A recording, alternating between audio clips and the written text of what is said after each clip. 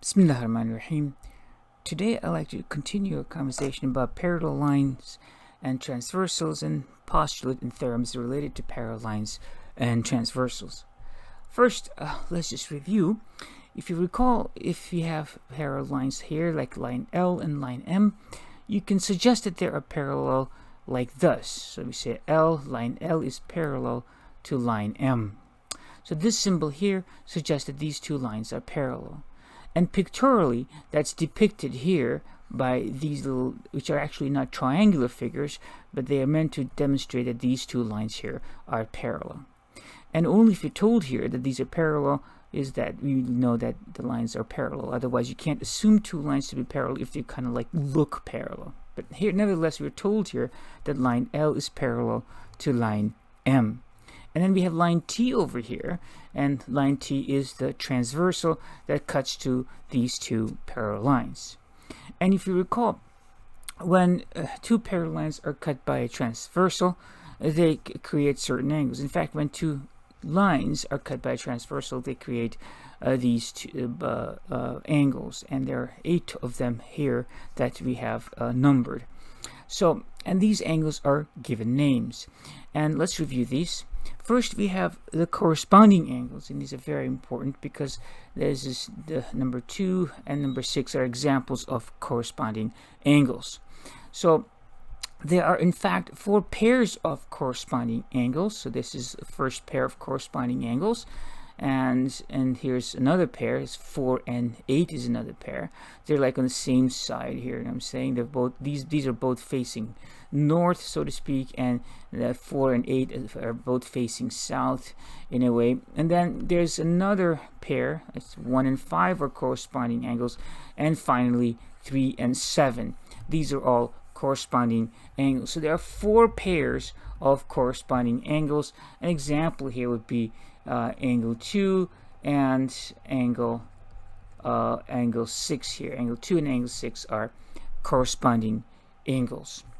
And that's very important because, as we shall see, among the theorems that we learned, there's one postulate that we shall also learn, and the postulate relates to the corresponding angles. And then we have the alternate interior angles. So all these angles, are, if you recall, are interior angles, and these angles on the outside are the exterior angles. But there, in the interior angles, there are alternate interior angles, and that's going to be angle 3 and angle 6. And the other pair of alternate interior angles are 4 and 5. Alternate meaning on either side, and interior on the inside. So this is they are on either side of this transversal line. So alternate interior angles. So there's 2 pairs over here. Angle 3 and angle 6 is one pair, and angle 6 is one pair, and the other pair is angle 4 and angle 5 are the other pair. So those are 2 pairs. So I'm just giving one example of each over here. So corresponding angles again, angle 2 and 6, and 4 and 8, 1 and 5, and 3 and 7, and alternate interior angles were 3 and 6, and 4 and 4 and 5. And then we have alternate exterior angles. Now, these are exterior angles, if you recall, and alternate means on either side. So 1 and 8 are one pair of alternate exterior angles on the outside, on the either side of the transversal, and 2 and 7 is the other pair of alternate exterior angles. So we have 2 pairs of alternate exterior angles. And finally, we have consecutive interior. Consecutive means right next to each other, neighbors, and interior angles. So 4 and 6 is one pair of consecutive interior angles, and 3 and 5 is the other pair of consecutive interior angles.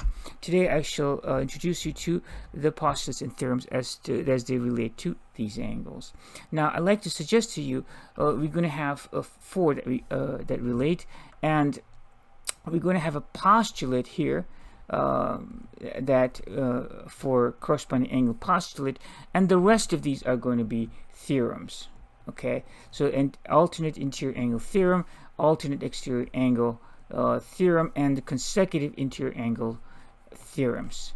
Okay, and those are the first from one postulate and three theorems that we are going to learn. And before we learn them, I also want to suggest to you all of these will be stated in conditional statement as if and then. So all of these theorems in the postulate are going to be written as conditional statement. If blank, then blank. So if hypothesis, then conclusion. So let's learn these postulates and theorems. So here we go.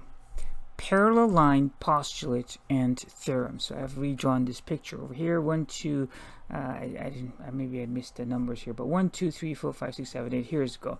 I list parallel terms. So here is our list of parallel lines, postulate, and theorems.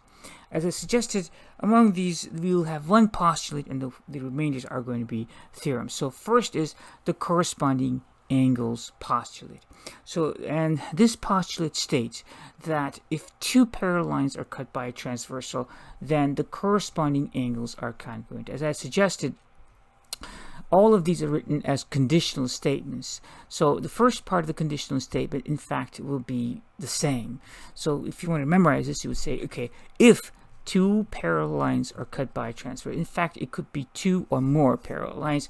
If two or more parallel lines, you could add that if you wanted to, because it could be like 20 parallel lines if you wanted to, but then they will all apply.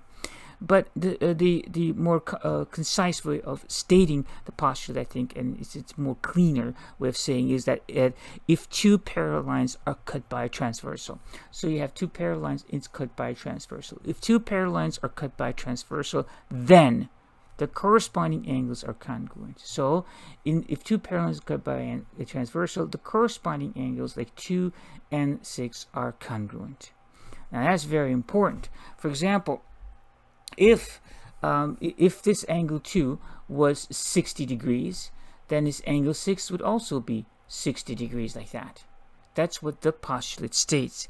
That is, if two parallel lines are cut by transversal, then the corresponding angles are congruent. That is the postulate that we really have to memorize. All right, let's see what else we got now. The next one is about alternate interior angles. Now this is a theorem, as I stated again. The theorem states, alternate interior angle theorem, if two parallel lines are cut by transversal, ditto, it's exactly the same as before. As I said, they all start the same. If two parallel lines are cut by transversal, then alternate interior angles are congruent. That is, this one, angle 3 and angle 6 are going to be congruent, and angle 4 and angle 5 are going to be congruent. So if you were told, for example, that this angle 3 is going to be 60 degrees, then we know by alternate interior angle theorem that this angle is also going to be 60 degrees. So this theorem says that alternate interior angles are congruent. Okay, let's move on. Let's erase. Let's try to keep this neat. You know what I'm saying? So okay, so let's get rid of this. Okay, the next theorem states. Now this one is about alternate exterior angle theorem. Come on now, here. Ta-da. Alternate exterior angle theorem said, if two parallel lines are cut by transfer, then alternate exterior angles are congruent. So that's pretty easy. It's like everything is congruent. So if two parallel lines are cut by transfer, the alternate exterior angle, angle 1 and angle 8 are going to be congruent, and angle 2 and angle 7 are going to be congruent. That's easy enough, right? They all sound pretty much the same. Everything's congruent. So corresponding angle postulate states, if two parallel lines are cut by transversal, then corresponding angles are congruent. Alternate interior angle theorem says, if two parallel lines are cut by transversal, then alternate interior angles are congruent. Alternate exterior angle theorem states, if two parallel lines are cut by transversal, then alternate exterior angles are congruent. That's easy enough. That's pretty good, huh? And let's see, the final one here, it's slightly different, see? This one is the consecutive interior angle. That's like angle 4 and angle 6, or angle 3 and angle 5. So this one is slightly different. See, consecutive interior angle theorem states, if two parallel lines are cut by a transversal, and starts the same, if two parallel lines are cut by a transversal, then the consecutive interior angles are supplementary. They're not congruent, they are rather supplementary. And that's actually pretty important to understand. So if you were, maybe we can illustrate this. using an example. So maybe I get yellow here. Let's see if I did say this angle 2 was 60 degrees over here, right? First of all, if that's 60 degrees according to corresponding angle postulate, then angle 6 here is going to be 60 degrees over here like this. We also know that these are vertical angles. It's easy enough. So this is going to be 60 degrees, and these are vertical angles, so this one is going to be 60 degrees. Now, once we get that, we actually can get the remainder of the angles, right? If this is 60, then angle 1 is going to be a supplementary angle, right? So 60, that's going to be 120 degrees. So now 1 and 4 are vertical angles, so that's going to be 120 degrees, right? And then this angle, the angle 4 and 5, they're actually alternate interior angles, right? That's going to be 120 degrees, or 60. Angle 5 and 6 are supplementary, so that's going to be 120 degrees. And then these are vertical angles, so that's 120 degrees. So basically, if two angles are cut by a transversal, and if you know any one angle, you can get all the rest of them, because you know that the alternate, you know that the corresponding angles are congruent, alternate interior angles are congruent, alternate exterior angles are congruent, and the consecutive interior angles, these are supplementary. See, it's 60 degrees and 120 degrees, 60 degrees and 120 degrees.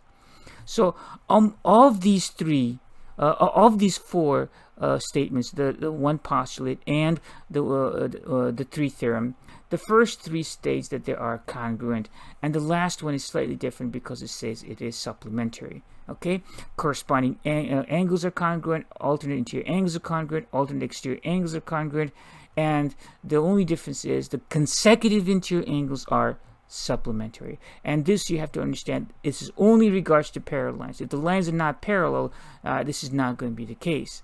So when one memorizes these statements, you have to say this like this: if two parallel lines are cut by a transversal, then corresponding angles are congruent. If two parallel lines are cut by a transversal, then alternate interior angles are congruent. If two parallel lines are cut by a transversal, then alternate exterior angles are congruent. If two parallel lines are cut by a transversal, then the consecutive interior angles are supplementary and elementary, my dear Watson would say. So that these we have to really memorize. Now, there's one theorem in addition to this that I like to cover before we finish, and then I like to do some examples with these, and that is this particular theorem. This one is called the perpendicular transversal theorem. The perpendicular transversal theorem. That is the transversal that is perpendicular. So this was a very unique case where the transversal is actually perpendicular to the parallel line.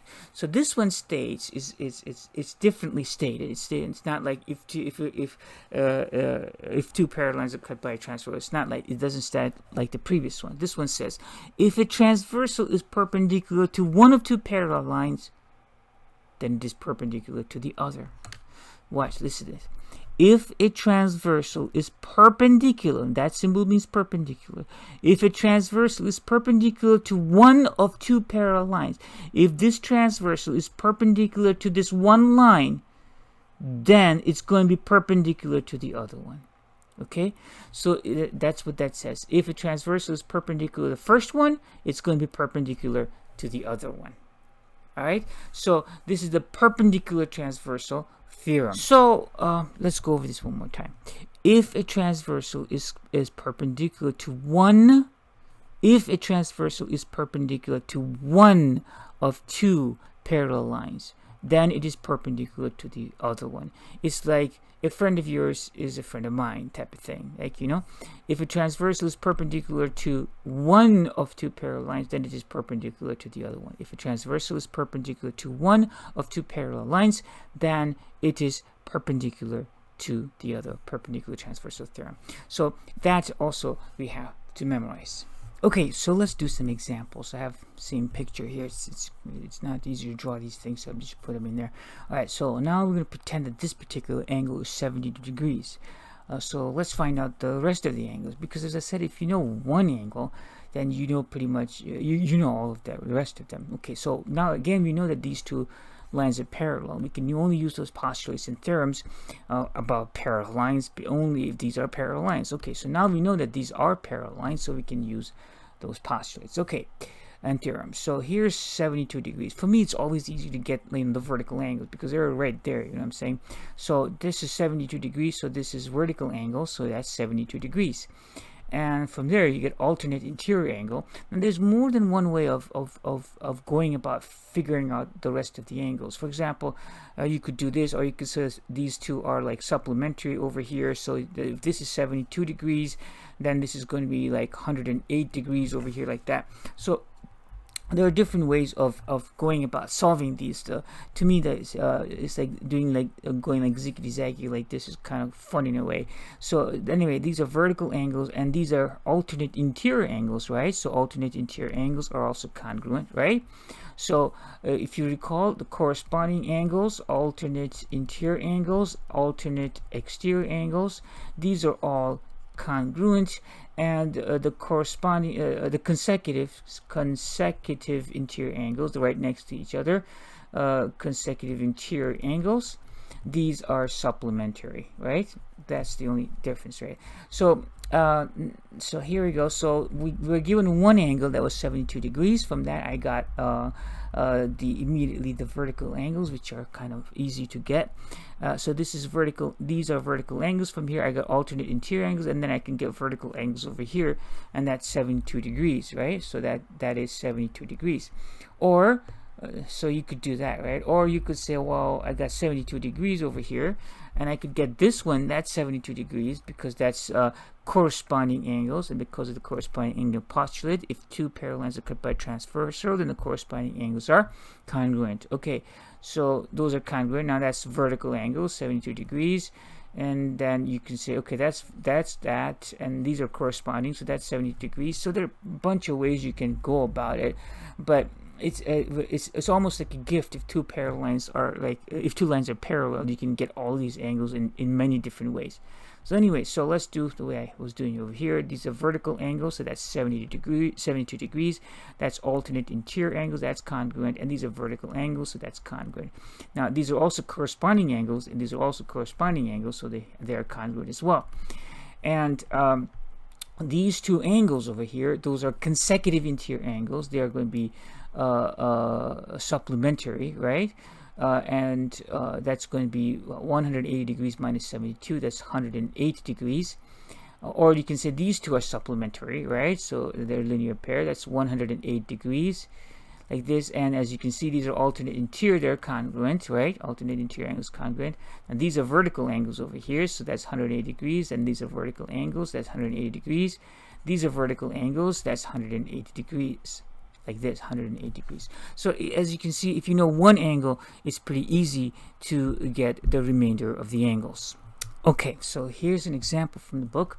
Now we are given here two parallel lines. How do we know? Because you see those symbols over there. So we're given two parallel lines, and that's awesome because then we can put all those postulates and terms to practice. And these angles are labeled 1, 2, 3, 4, 5, 6, 7, 8. And then we're told that the measure of angle 4 is 2x minus 17. So that's this angle right here. That is 2x minus 17. And then we're told the measure of angle 1 is 85. So in the measure, this angle is 85. And then we're asked to solve for x. Well, how are we going to do that? Well, 4, and we see we have to somehow find a relationship between 4 and angle 1 over here, that one over there. So well, angle 1 and angle 3 here, these two are basically these are vertical angles, right? So angle 3 is also going to be 85 degrees, correct? And then, okay, well, if that's 85 and that's 2x minus 7, these are actually they are consecutive interior angles, aren't they? So consecutive interior angles are supplementary. So again, let me suggest to you what I did over here. We were given the information. We were told that this was 2x minus 17 and angle 1 was 85. Well, angle 4 and angle 1 are not like directly related. It's not like they're alternate interior, alternate exterior, or anything like that, right? But angle 1 and angle 3 are. These are vertical angles. So from there I can say, okay, if angle 1 is 85, then angle 3 is also 85 degrees. Well, then I have it, see, because then angle 3 and angle 4 are consecutive interior angles, right? And they add up to 180 degrees. So that will do it for me. So because that, I can use that information to say, well, 2x minus 17, and if I add that to 85, then that should give me 180 degrees, correct? And that's easy enough. Then you can solve for x and have 2x. That's 85 minus 17. 85 minus 17. 85 minus minus 10. That's 75. That's 68, right? So that's going to be positive 68 is equal to 180. Then I can subtract 68 from both sides like this. Subtract 68 from both sides, I get rid of that. Then I have 2x is going to equal to, that's going to be 180, that's 112, right? And then I divide both sides by 2, and then I get x to be 56, and ta-da! So here we go, we have our answer. We were asked to simply solve for x. We were not asked to find the measure of this angle, that angle. So we'll solve for x, and we solve for x. So x was 56 degrees. So or x was 56. It was not 56 degrees because x is not an angle. X is just a variable that's used to express the measure of the angle. So here we were given two parallel lines, and we were given an algebraic expression and some other angle, and we used our knowledge of parallel lines and the angles created to write an equation, which we then solved to find the value of x.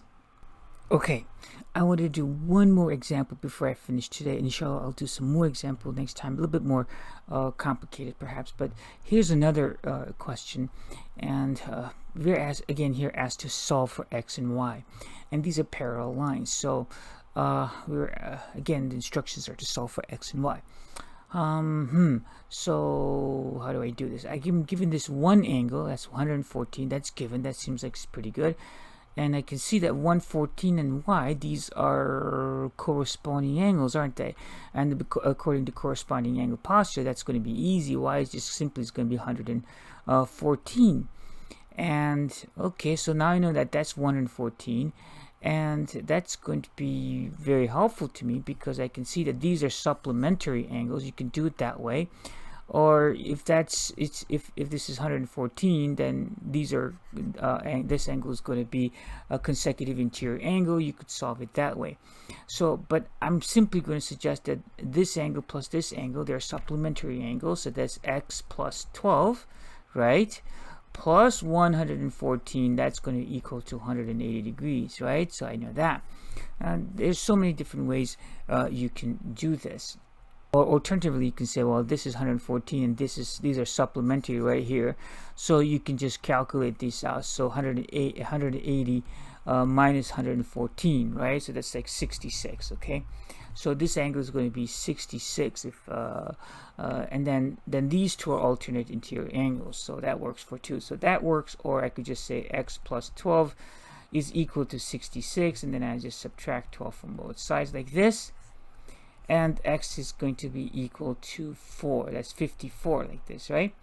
And that's the answer. So we were asked to solve for x and y, and that's how we did it. Now, in the first approach, I said 114, so this is y is also 114 because those are corresponding angles, and then I added these together to get 180 degrees. I could solve this equation as well, of course, to get x, and then the second approach I said, well, if it's 114, this is going to be 66 because those are supplementary angles, and these two angles are alternate interior and they're congruent, and then you can make another equation with that and solve for x. So there's more than one correct way of doing these questions, and inshallah next time I'd like to do a couple more questions, a little bit more elaborate than these. Until then, as-salatu was-salamu ala rasulillah walhamdulillahi rabbil alameen. Assalamu alaikum.